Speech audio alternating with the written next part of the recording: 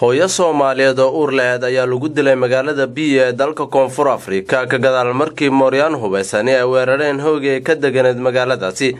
dhaqaatiir iyagu dhashay South Africa oo cadeeyay inta aan la qaarijin haweeneydani Soomaaliyeed in la qofsaday isla markaana rag badan ay ku kaceen falkani. ciidamada ammaanka oo gaaray goobta falkani ka dhacay ayaa baaritaano kala duwan sameeyay iyagoo sheegay inay soo daabici doonaan farahooda kuwaas oo qaarkood la helay cadeemo ku saabsan.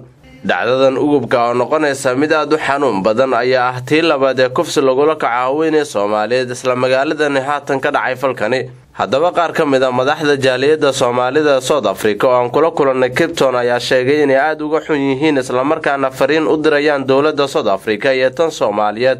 inta dhimatana Allah u naxariisto waxaan isugu nimidnay haddaan ka koobanahay jaaliyadda Soomaaliyeed ee South Africa dhacda aan nagu cusub oo ku saabsan rag waa nolol dili jiray ee haween la dilayo oo uu reeya kuna dhimatay BE anay dileen dadka aan martida u nahay oo la joogno oo South Africaanka ah ayaa kufsadeen iyo dileen waa dhacda nagu cusub waxaan ka xunnahay dhacdadaas dhacday waxaana u sheegaynaa dawladda South Africa in iyo arrin nagu cusub tahay.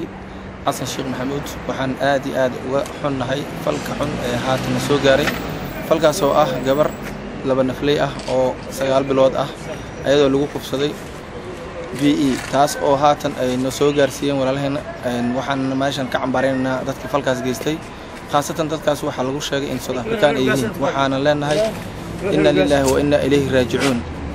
dhanka kale waxaa muwaadin Soomaaliyeed xalay lagu toogtay deegaanka Beero ee wax yar u jirta xaafadda ay Soomaalidu degto Biyavel.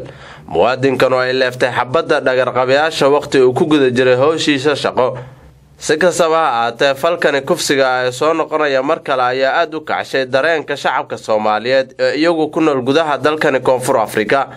Cabdi Fataax Ali Samatar Sablaale, Somali Channel, South Africa.